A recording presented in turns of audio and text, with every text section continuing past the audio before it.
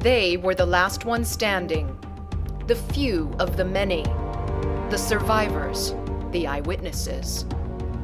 Their testimonies are evidence of the barbaric carnage of the Armenian genocide. I saw with my own eyes.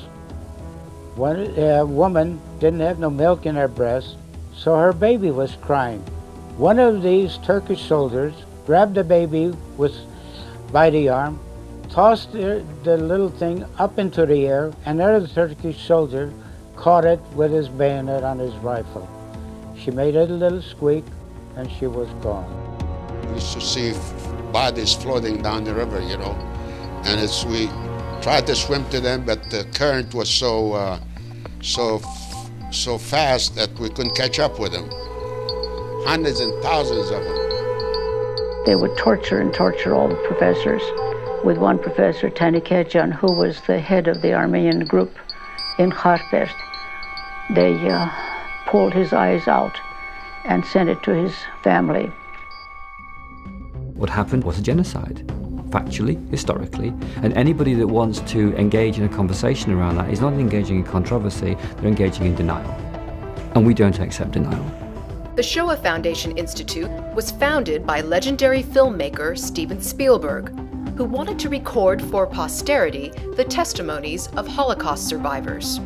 I wondered how many other people want to speak about their experiences, want to remember, want to return. Now part of USC's Dornsife College of Letters, Arts, and Sciences, Spielberg's foundation has built one of the largest digital genocide archives in the world. With over 52,000 Holocaust interviews, it also includes testimonies from other genocides.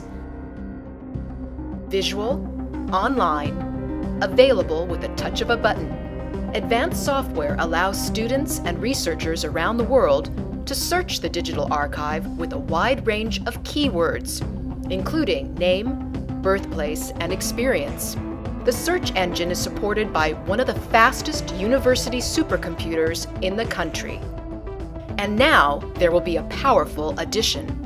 Starting with 400 interviews from the Armenian Film Foundation, the testimonies of Armenian genocide survivors will be included in this digital visual history archive.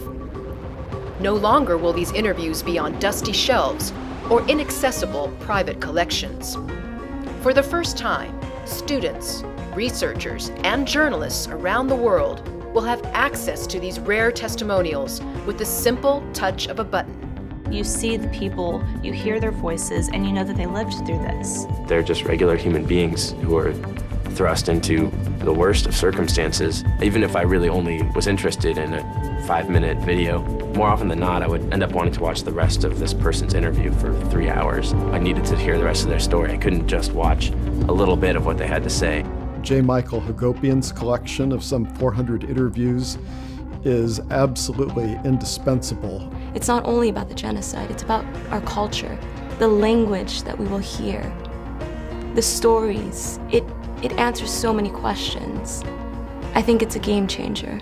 Instead of releasing the husbands, they murdered them and butchered them during the night and buried them in a big grave outside of the city.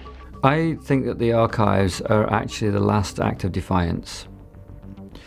If you think about it, the Nazis intended to wipe out the Jews with no memory, no voice, no final word. It was fully intended during the Armenian genocide that all Armenians would be murdered with no voice, no memory, no history.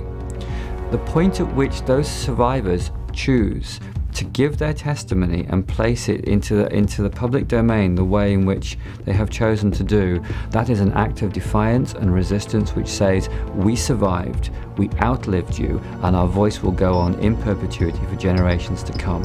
And that's what makes their voice so very powerful. They did an inhuman thing to Armenians, and any Armenian cannot forget it. Never, never.